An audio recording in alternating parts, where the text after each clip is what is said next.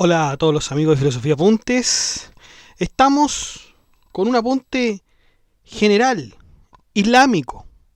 ¿Qué es este concepto del Tawhid? ¿Mm? En el corazón del Islam late una palabra poderosa, que es el Tawhid. No es solo una doctrina teológica, ni una simple afirmación de que Dios es uno. Tawhid es la declaración más radical de unicidad en toda la historia del pensamiento religioso. Nada existe sino solo Dios. Hoy veremos una de las palabras más importantes en la filosofía y teología islámica. Verificaremos lo que realmente significa unidad. Aquello que tenemos por unidad lo vamos a revelar en verdad en este podcast. Porque, claro, hay una diferencia. Unidad o unicidad. Sin más dilación, vamos allá.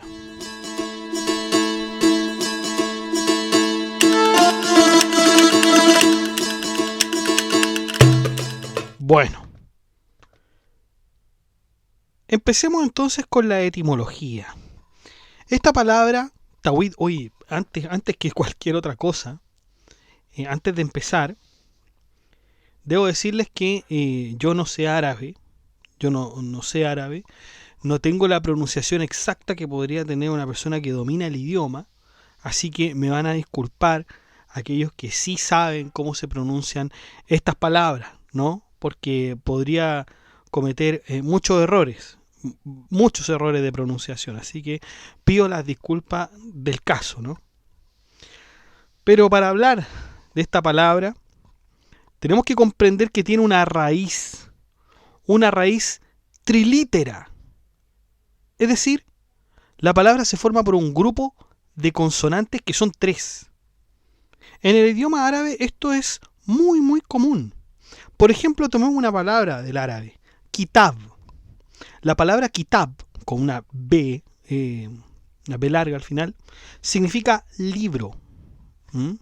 Las 3 consonantes que forman esta palabra serían la K, la T y la B. ¿Ya? Kitab. ¿Se fijan? O sea, la K, la T y la B. Las otras son las consonantes, la I y la A, entre kitab. Luego, si queremos nosotros escribir el verbo de esta palabra, porque libro, kitab, es un sustantivo. Tenemos que pasarlo a verbo ahora. La palabra entonces sería kitaba. Kitaba. Si quisiéramos escribir la palabra escritor, la palabra sería katib. Katib. ¿Se dan cuenta cómo estas 3 letras en la misma palabra son absolutamente significativas para construir una u otra palabra? Con respecto a los verbos, esta forma de identificarlos pertenece al verbo forma 1. Esto es, formar una palabra a partir de la raíz trilítera añadiendo algunas vocales. Como por ejemplo, claro, la palabra libro, kitab, pero escritor es katib. ¿Se dan cuenta que ahí volteamos solamente las vocales? Perfecto, teniendo en cuenta esto, tenemos que analizar la palabra tawhid. Para construir la palabra tawhid, debemos considerar el verbo unir, que se dice wahada. Wahada. Y esta palabra pertenece al verbo forma 2. Esto es, debe formarse con un molde especial que es el llamado fa'ala. Fa'ala.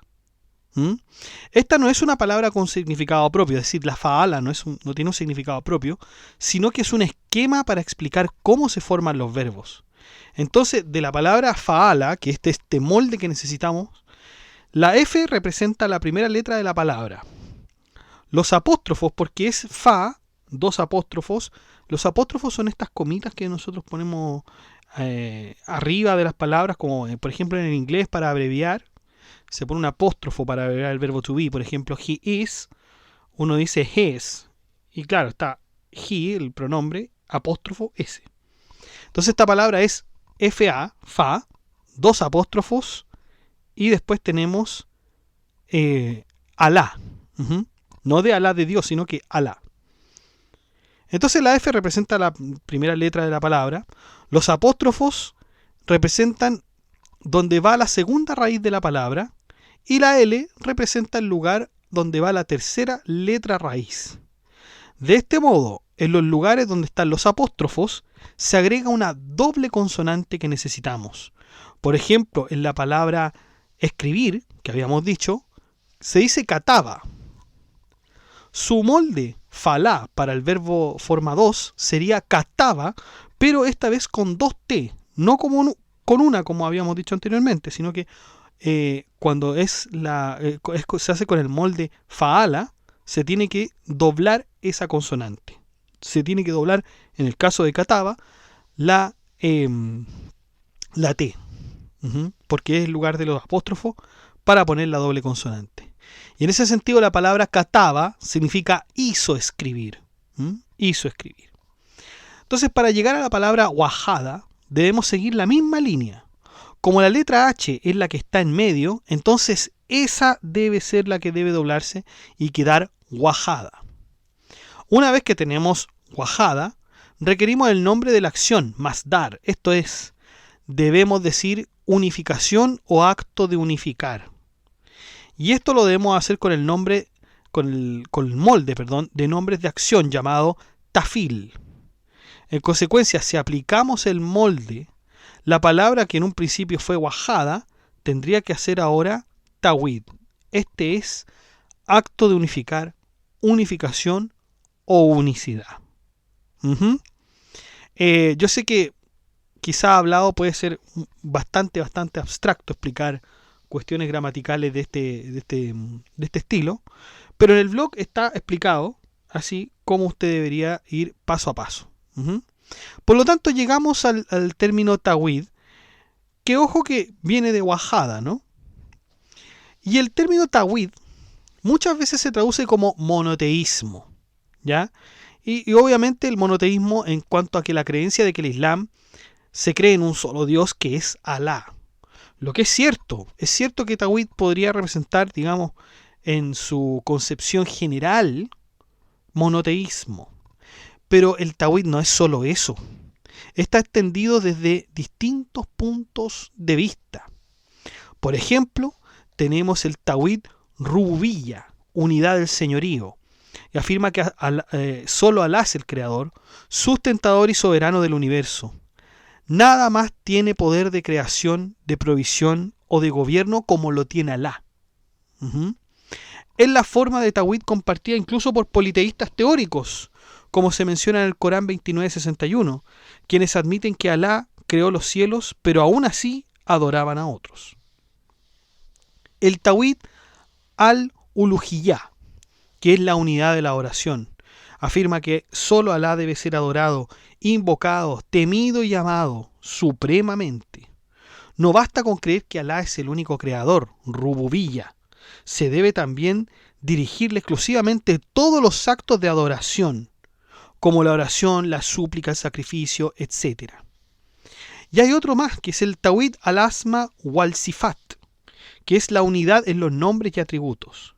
Afirma que Alá posee nombres y atributos perfectos y únicos, tal como se revela en el Corán y la Suná, sin tergiversarlos, el tarif, sin negarlos, tatil, sin preguntarse cómo, bilá kaifa, y sin compararlos con los de las criaturas, tashbih.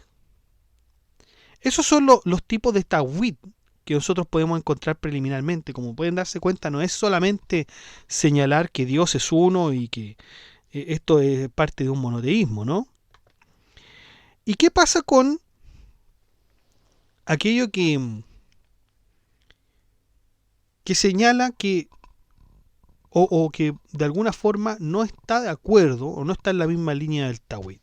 Ahí tenemos el concepto de shirk, que es un concepto central también en la teología islámica, que significa asociar a otros con Dios en cualquiera de sus atributos. Pero no solamente en los atributos, sino que en los actos y en este derecho exclusivo de ser adorado. Etimológicamente la palabra shirk proviene de la raíz árabe SHRK, que significa compartir o asociar. Y claro, ciertamente Alá no perdona que se le asocie a nada, pero perdona lo que está fuera de ello a quien Él quiere. Y quien asocia algo con Alá habrá cometido un pecado inmenso.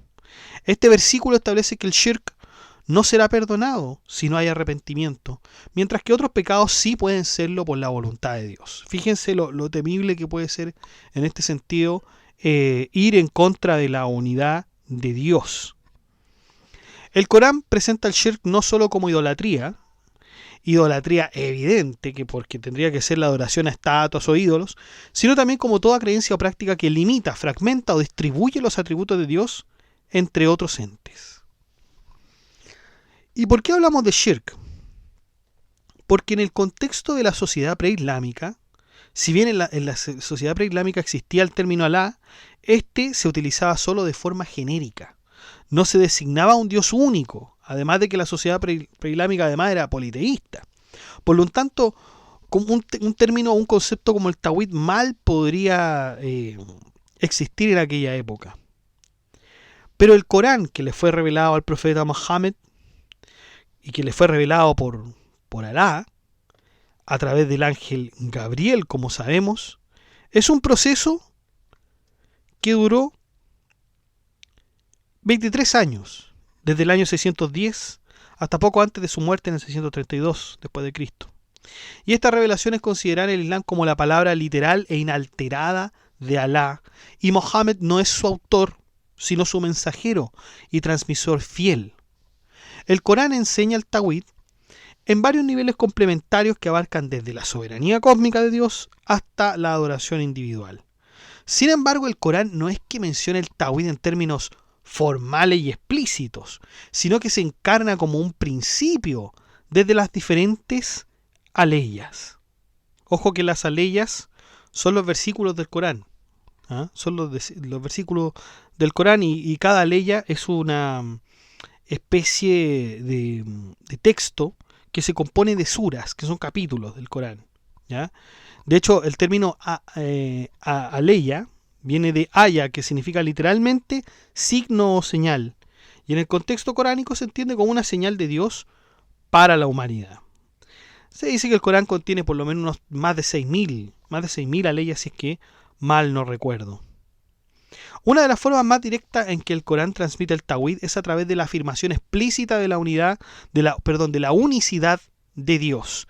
Eso es importante saberlo, muchachos, porque una cosa es hablar de unidad y otra cosa es hablar de unicidad. Cuando hablamos de unidad nos referimos a algo que es uno, por cierto, es uno, que no está dividido, pero que implica una cohesión, una integridad dentro de un todo, ¿ya? O sea, es algo que puede existir con otro. Eso es la unidad. Pero la unicidad, que es el tawhid que estamos hablando ahora, se refiere a la cualidad de ser único, de que no hay otro igual y que no hay otro que esté, digamos, al lado, ¿no? Porque cuando hablamos de unidad pueden haber dos unidades, pero unicidad es solamente una, no puede haber otro que sea exactamente igual. Por lo tanto, unidad es una, puede haber otras unidades, pero unicidad no hay otra igual, ni otra más tampoco. Eso nos referimos con el tawhid. Por eso es mejor entender el tawhid como unicidad.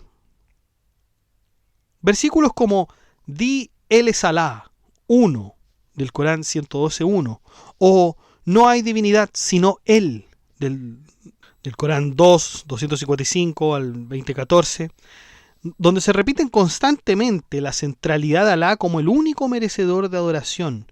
Estas declaraciones niegan toda la posibilidad entonces de politeísmo, de asociación o intermediarios. El Corán también niega que Dios tenga hijos, socios o semejantes. Dice el Corán: no ha engendrado ni ha sido engendrado y no hay nada comparable a él. Otra forma en la que se presenta el tawhid en el Corán es a través de la observación del orden natural. El Corán invita al ser humano a mirar al cielo, a la tierra, al sol, la lluvia y su propia creación para reconocer que todo eso obedece a un solo Señor. Por ejemplo, en un versículo dice: en la creación de los cielos y la tierra y en la sucesión de la noche y el día hay signos para los dotados de intelecto. Muestra entonces cómo la unidad en la creación refleja la unidad del Creador. También está presente el Tawhid en el nivel de la legislación y la guía moral, porque el Corán afirma que solo Alá tiene el derecho de legislar. El juicio pertenece solo a Alá. Esto implica que reconocer a Alá como único no es solo adorarlo, sino que también someterse a la guía exclusiva. Por lo tanto, tenemos que el Tawhid está de alguna forma en todas las esferas de la vida del ser humano, ¿no? El Corán también enseña el Tawhid en el ámbito de los nombres y atributos de Dios. Solo Él posee la perfección absoluta. Es el viviente, el sustentador, el clemente, el sabio, el omnisciente. Versículos como nada se le parece y Él es quien oye y ve todas las cosas. Ahí nos recuerdan a los atributos de Alá que no tienen igual y que nada de la creación puede compararse con Él. Dios crea el universo por acto libre de su voluntad, cuando Él quiere y como quiere. La creación no es necesaria ni automática, es un acto absolutamente soberano. Fijémonos en esto que también es muy importante. Es un acto soberano. Cuando, y así dice el Corán, cuando quiere algo le basta con decir sé y es. Por lo tanto, en el Tawhid, la voluntad de Dios es algo absolutamente importante, muchachos. Absolutamente importante. Vamos a seguir desarrollando eso en todo caso también. Finalmente, el Corán transmite el Tawhid a través de la historia de los profetas, desde Noé, Jesús, pasando por Abraham, Moisés. Todos ellos predicaron el mismo mensaje esencial, que era adorad solo a Alá, no tienen otro Dios que Él. En los hadices también está este concepto del Tawhid. Pero ¿qué es un hadiz? Un hadiz es un relato, un atributo al profeta Mohammed que recoge sus palabras, acciones, aprobaciones o desaprobaciones. ¿Ya? Son los dichos del profeta, pero que no forman parte del Corán. ¿Ya? Y son atribuidas al profeta, transmitidas por testigos y recopiladores. ¿Ya? Esos son los hadices. Y los hadices son después del Corán la fuente más importante del Islam, porque complementan y explican la revelación divina. Mientras el Corán es considerado la palabra literal de Dios, de Alá, los hadices son las palabras del profeta, inspiradas por la revelación pero expresadas con su propio lenguaje, contexto y estilo. Uno de los hadices más representativos del lugar que ocupa el Tawhid en la vida musulmana es aquel en que el profeta envió a Muad ibn Jabal como gobernador a Yemen y le dijo: vas a una gente de la gente del libro, así que lo primero a lo que debes llamar es a que testifiquen que no hay divinidad sino Alá. ¿Y quiénes son estas gentes del libro que nos habla este hadiz? Designa a los creyentes que creen de todas maneras creen ellos también en religiones que son parte de alguna manera del Islam, como son las religiones abrámicas o monoteístas que viven, ¿no es cierto?, en un país islámico. Este hadiz, recogido por Al-Bukhari y Muslim, muestra que el Tawhid era la primera enseñanza, el primer paso en el camino hacia Dios, incluso antes de la oración o el zakat. ¿Ya? El reconocimiento de la unicidad divina es la condición inicial de entrada al Islam. En otro hadiz el profeta afirma que quien diga sinceramente La ilaha illa Alá entrará al paraíso. Y usted me va a decir, ¿qué significa La ilaha illa Alá? Eso significa no hay Dios sino Dios. O no hay divinidad excepto Alá. O no hay más Dios que Alá. Este dicho, registrado en Sahih Muslim, no reduce el Islam a una simple fórmula verbal, sino que resalta el poder espiritual del Tawhid cuando es dicho con verdad y conciencia. Lo que salva no es solo la pronunciación, sino la fe verdadera en el corazón de que no hay más divinidad que Dios.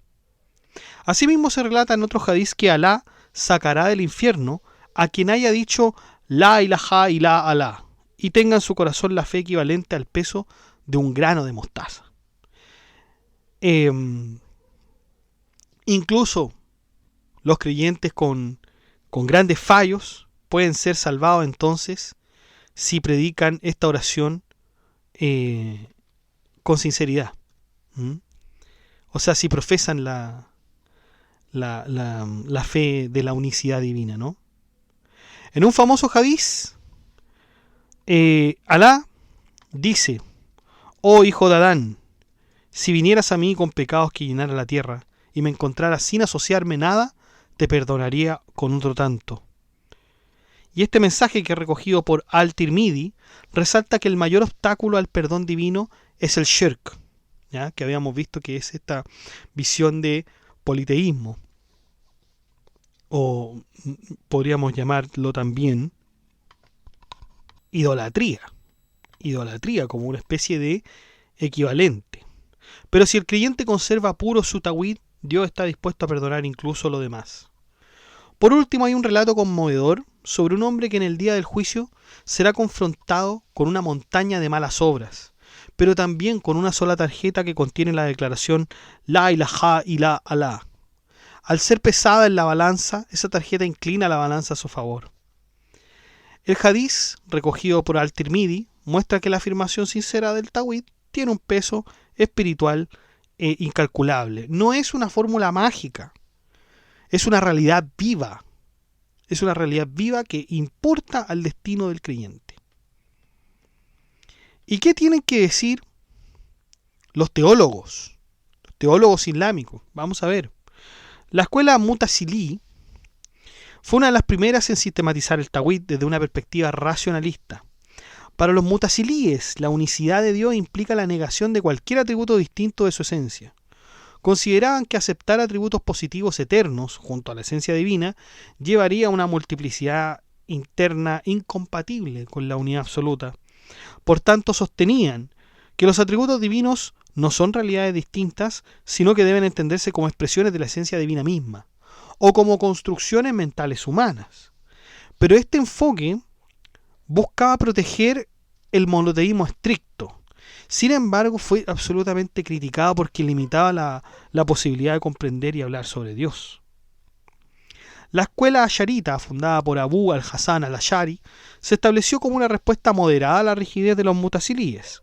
Los asharitas aceptaron la existencia real de los atributos eternos de Dios, como el conocimiento, la voluntad y el poder, pero afirmaron que estos no son idénticos ni distintos de la esencia divina, sino que coexisten con ella sin que ello implique composición. En su concepción del tawhid, Dios es absolutamente uno, pero puede poseer atributos eternos que no comprometen su unidad. Además, los asharitas afirman que Dios es absolutamente libre, omnipotente, actuando según su voluntad, sin estar determinado por la necesidad racional. La escuela Maturidi, encabezada por Abu Manur al-Maturidi, coincidió en gran parte con la postura asharita, pero concedió un papel más amplio a la razón. Para los maturidíes, la razón humana puede alcanzar un conocimiento fundamental sobre la unicidad divina sin haber necesidad de revelación. Defendieron la posibilidad de afirmar los atributos divinos sin que ello comprometa la simplicidad de Dios e insistieron en que Dios actúa con sabiduría y justicia. Así, el tawhid maturidi combina un respeto por la revelación con un reconocimiento del valor epistemológico de la razón. En la teología chiita, el tawhid ocupa un lugar central, pero su interpretación incorpora elementos distintivos respecto del sunismo clásico. Para los chiitas, especialmente los imamíes duodecimanos, la unidad de Dios no se limita solo a la unicidad numérica, sino también a una profunda afirmación de la unidad ontológica, esencial, atributiva y de la acción. En la doctrina ismaelita, especialmente en la desarrollada por pensadores como Nasir y Husraw y los autores de la Rasail y Juan al-Safa, es decir, la epístola de los hermanos de la pureza, se afirma que Dios no puede ser descrito ni siquiera como existente. O sea, Dios no es cuerpo, ni sustancia, ni forma, ni espíritu, ni tiempo, ni espacio, dicen los hermanos de la pureza. No puede ser calificado por nada que la mente humana pueda concebir o imaginar. Incluso decir que es impropio, pues lo que es ha sido limitado. Así, el tawhid ismaelita implica una negación de todo atributo, incluyendo los llamados nombres bellos de Dios.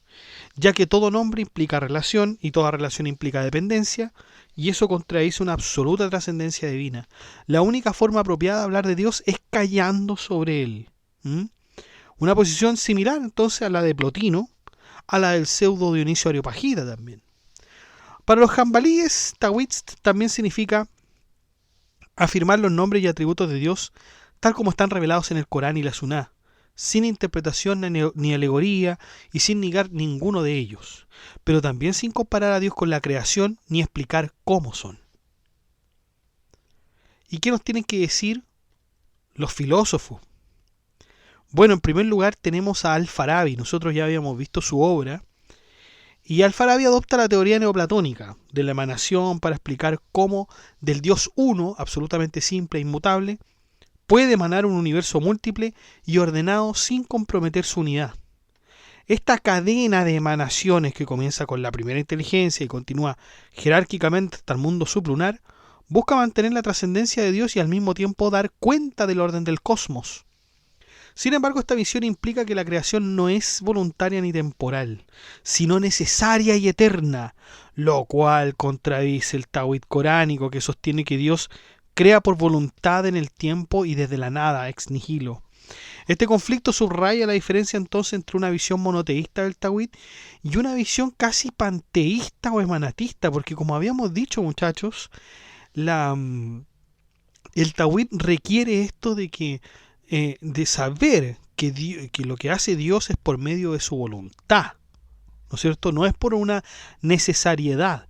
Y ese concepto de necesariedad, de emanación, es propia de los neoplatónicos. Y Al-Farabi parece que adoptaba esta postura.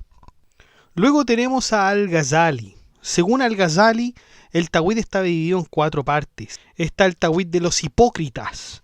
El primer nivel es de los hipócritas, quienes formulan y pronuncian la fórmula la ilaha illa Allah, solo con la lengua, sin creerla de corazón. Es un Tawhid externo, superficial y fingido, motivado por interés, como por ejemplo evitar persecución, sin convicción ni transformación interior. A este nivel se le llama una cáscara externa, carente de contenido espiritual y valor en la otra vida. Este tipo de Tawhid pone en evidencia que la mera pronunciación verbal no salva, sino está acompañada por fe y sinceridad. El Tawhid del pueblo común y de los teólogos. Según este nivel, corresponde a quienes aceptan intelectualmente el significado del Tawhid, reconociendo que solo hay un Dios y que Él es el creador, pero cuya comprensión es imitativa y racionalmente limitada. Su fe depende de la tradición o pruebas lógicas, pero carece de compromiso total. Aunque creen sinceramente, no tienen yaqín, que es la certeza espiritual, ni transformación tampoco.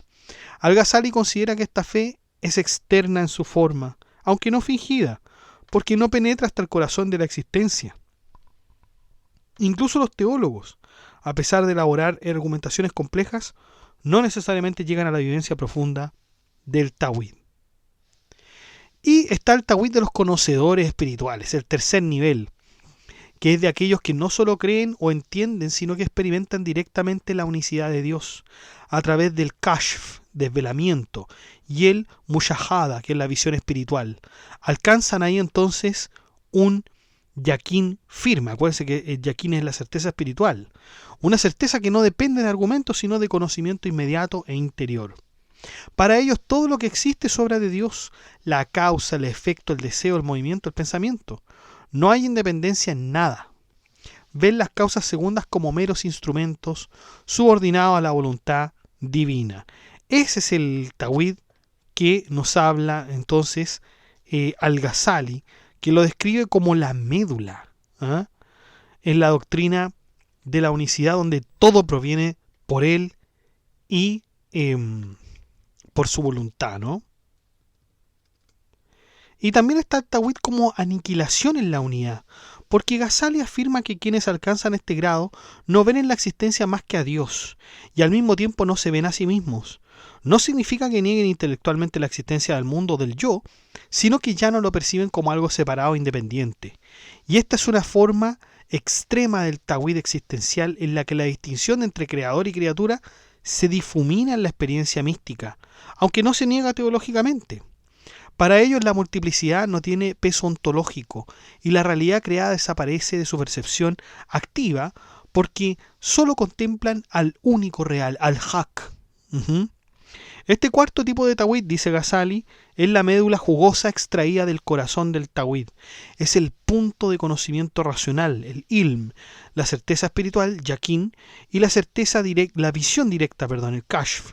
Han sido totalmente superados por la presencia inmediata de Alá, al punto de que ya no queda ni observador ni objeto de observación, sino la realidad absoluta. Aquí la distinción entre sujeto y objeto colapsa. No puede ser enseñado a este nivel, ni argumentado, solo vivido.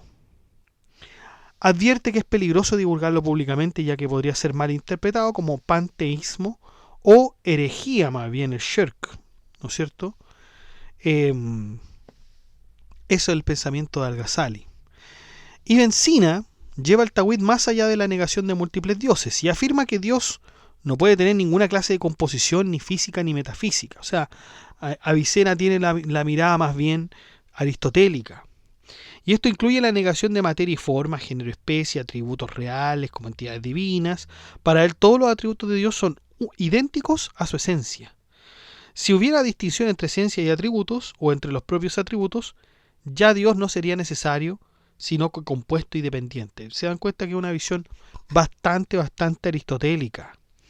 Ibn Sina sostiene que Dios crea necesariamente, no por elección libre, sino porque su voluntad, su conocimiento y su esencia son idénticos. O sea, para Ibn Sina la necesariedad está más allá de la voluntad. Pero el tema es que el tawhid, como hemos visto ya en la tradición, ya en algunos filósofos, es voluntad. Por lo tanto, para Ibn Sina, crear es parte de ser Dios y la creación es consecuencia necesaria, no voluntaria de su ser. Dios no conoce las cosas como nosotros, dice Ibn Sina, sino que se conoce a sí mismo como causa universal y en ese conocimiento conoce lo demás de manera general, pero exhaustiva. Y esto conserva la simplicidad divina, pero también ha sido objeto de crítica por limitar el conocimiento divino del mundo en su particularidad, un punto en el que la teología islámica tradicional insiste más enfáticamente. Aunque la doctrina de Ibn Sina pretende defender la unicidad de Dios, entra en tensión con el tawhid coránico por su negación de la voluntad libre de Dios. Su modelo de creación como acto necesario, no como elección, es un problema. Y su interpretación simbólica de la revelación profética como contenido mediado por el intelecto activo también lo es. Su lectura es altamente abstracta y compleja con respecto a los atributos divinos. Y esto explica por qué pensadores como Al-Ghazali, aunque reconocen su ingenio metafísico, rechazan la teología como peligrosa y ven en ella una amenaza al tawhid revelado. O sea, la crítica de Al-Ghazali a Ibn Sina. De hecho, nosotros ya podemos ver la crítica de Al-Ghazali a Ibn Sina en la destrucción de la incoherencia de los filósofos. O la destrucción de los filósofos también. Averroes, a diferencia de Avicena, rechaza la idea de que Dios actúe por necesidad ontológica y afirma que Dios actúa por voluntad, aunque su acción es eterna. Aquí se aparta tanto del emanatismo platónico como del ocasionalismo del Kalam, más propiamente de Al-Ghazali también, sosteniendo que la voluntad divina es libre, sin ser temporal ni caprichosa. Su Dios es trascendente pero presente, y su acción creadora está relacionada estrechamente con el orden natural, lo que le permite al intelecto humano conocerlo como causa, aunque no penetrar su esencia. Averroes defiende un conocimiento divino auténtico de lo particular y lo universal, en contraposición con Avicena, que afirmaba que Dios solo conoce las cosas de forma general. Para Averroes, Dios conoce todas las cosas antes de que ocurran y en todos sus estados, pero no con una forma de conocimiento humana dependiente del tiempo o del objeto. Por el contrario, el conocimiento de Dios es activo. Las cosas existen porque Él las conoce. Y esto refuerza el tawhid en el plano epistemológico. Todo depende de su conocimiento, que es eterno, directo y causa de lo real. Luego tenemos a Surawardi. En Surawardi, Dios es la luz de luces, que se identifica con el ser puro, autosuficiente, inmaterial e indivisible. Esta luz es la única realidad que se da a sí misma y da existencia a todo lo demás. En este sentido, Surawardi reformula el Tawhid no solo como una unicidad de Dios, sino como la unidad real del ser, donde toda multiplicidad deriva de una única fuente de luz. Surawardi critica el uso del lenguaje que introduce dualidad. Decir tú, yo, multiplica inmediatamente cualquier cosa, pero el Tawhid más profundo exige eliminar toda dualidad ontológica y epistemológica. No se trata solo de afirmar que Dios es uno, sino de experimentar la unicidad de forma no dual, ya que donde no hay yo frente a él, sino solamente hay uno. Surawardi afirma que la comprensión del destino y del uno es un secreto divino que no puede ser comunicado abiertamente. Esto implica que el Tawhid no es un contenido doctrinal accesible a todos por igual, sino una realidad vivida por la élite espiritual, la gente de la realidad, al-Hakika. La culminación del Tawhid en Surawardi es el faná, o la aniquilación del ego también se llama, ¿no? Inspirándose en al-Halaj, dice que el sufí se vuelve indivisible, no aceptado ni aceptador, y que en el momento del éxtasis se pierde en el uno. El objetivo del extático es que el uno lo reduzca a la unidad total. Este es el Tawhid real, no solo conocer que Dios es uno, sino ser absorbido por la unidad hasta que no queda nada fuera de ella. Es una negación no solo de otros dioses, sino de cualquier rastro de alteridad frente a Dios. Aunque existen muchas luces, Anwar, en el cosmos, el alma, la inteligencia, los cuerpos, todas proceden por emanación, faid, de la luz de las luces. Por lo tanto, esta estructura jerárquica no rompe el Tawhid, sino que lo expresa. Lo múltiple no es independiente, sino una gradación de lo uno. Vamos ahora con un filósofo muy importante que es Ibn Arabi, porque la fórmula fundamental de Ibn Arabi es que no hay en el ser más que Dios. Todo lo que parece otro, el mundo, el alma, los ángeles, las cosas, no tiene existencia propia. Su existencia es relativa, prestada, dependiente de la realidad única, lo que habíamos comentado de al-Haq, el verdadero. El ser, que es el wujud, no pertenece más que a Dios. Todas las cosas son manifestaciones de su ser. Esto no significa panteísmo, sino lo que él llama unitarismo existencial. Las cosas no son Dios, pero no tienen ser fuera de él. Así el Tawhid para Ibn Arabi no es solo afirmar que Dios es uno, sino reconocer que solo Dios es y que toda multiplicidad es solo una apariencia en el espejo del uno. Ibn Arabi afirma que el mundo es real e irreal a la vez. Es real porque es una manifestación de Dios y es irreal porque no tiene existencia por sí mismo. Este estado intermedio lo llama el Barzaj, que es el umbral o el mundo imaginal del cual también hablaba Surawardi, pero con ciertas diferencias que nosotros por lo demás ya lo hemos comentado. Y si usted quiere saber del mundo imaginal en Surawardi, usted puede consultar el podcast y adentrarse ahí. Así el mundo no es ilusorio como tal, pero tampoco es real en sentido absoluto. Este es un Tawhid más sutil, la comprensión de que el mundo es una autorrepresentación de Dios en forma relativa.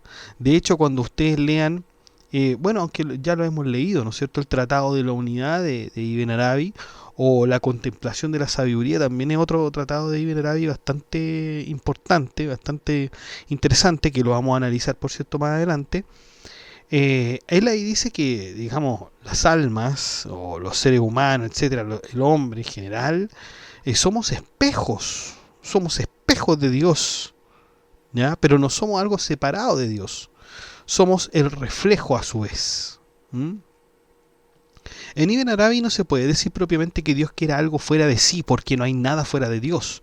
Por lo tanto, su voluntad no es un atributo agregado, ni una función mental o psicológica, sino que es una manifestación de su ser. Él dice, Dios quiere lo que quiere porque lo es. No hay separación entre su querer, su saber y su ser. Fíjense cómo aquí también, de nuevo, Ibn Arabi está conectando el Tawhid con la voluntad. Esto implica que la voluntad no es una causa entre otras dentro de una cadena causal, sino la forma en la que lo real se manifiesta como acto, Cuando algo existe no es porque Dios decidió crearlo en algún momento, sino porque esa cosa es el lugar de manifestación de la voluntad divina eterna. Ujú. Eso es entonces, muchachos, lo que les quería hablar sobre la unicidad, sobre el Tawhid. ¿Se dan cuenta cómo es de distinto cuando se habla de unidad y unicidad?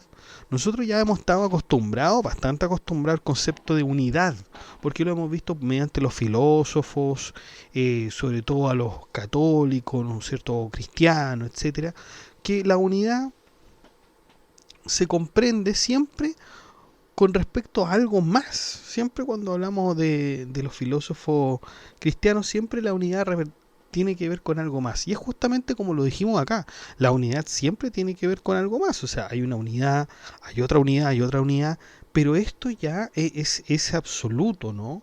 Y esta es una de las cosas que yo realmente me impresionan de la filosofía musulmana, ¿ya? O de la filosofía del Islam, que los pensadores son muy estrictos con respecto a la unicidad. Bueno, ya habíamos visto que Al-Farabi, Avicena, algo dudan un poco, algo agregan en el sentido de que pareciera ser que ellos son mucho más adeptos a la filosofía, más que a la teología o a ser bien absolutos con el término unicidad, porque si uno quiere describir algo que es absolutamente uno, no puede pensar en algo que no sea único. ¿Mm? Entonces cuando nosotros vamos a la lectura de la unidad en los filósofos, por ejemplo, en Platón, Aristóteles, etcétera, nosotros vemos la unidad como algo bien básico, como algo uno, ¿no es cierto?, que a la cual se le puede agregar un 2, 3, 4 y ahí va a estar la unidad de todas formas. ¿Mm? Porque, por ejemplo, ya el 2 tiene unidad, en el sentido de que tiene dos unidades, ¿no es cierto?, una unidad y otra unidad. Pero cuando hablamos de unicidad, hablamos de algo absolutamente único, auténtico, que no tiene otro igual. ¿Mm? Y ese es el punto con respecto a la unicidad. Y yo esto, por lo menos, hasta lo que hemos visto de filosofía, yo no he visto algo igual. Por eso es que también, como lo habíamos dicho anteriormente, Al-Kindi, o sea, anteriormente en otros podcasts, Al-Kindi también, cuando estaba, tenía una obra que se llamaba Contra la Trinidad, que también la hemos analizado acá en el podcast. Él también tiene esta mirada con respecto a la Trinidad. O sea, ahí no hay verdad. En la Trinidad, según Al-Kindi, no hay una verdadera unidad, algo que podamos llamar absolutamente uno, sino que hay siempre algo compuesto, ya sea por nombre, ya sea nominalmente, ya sea relacionalmente o de cualquier otro accidente. Así que muy, muy interesante y muy importante este concepto para comprender la filosofía islámica, sobre todo el sufismo.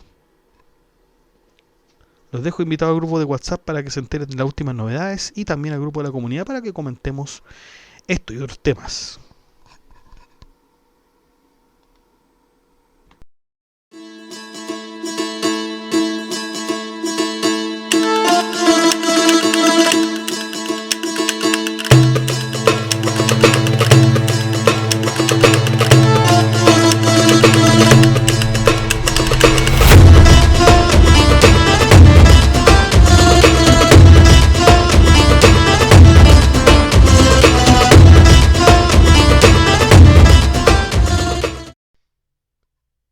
Bueno chicos, eso ha sido todo.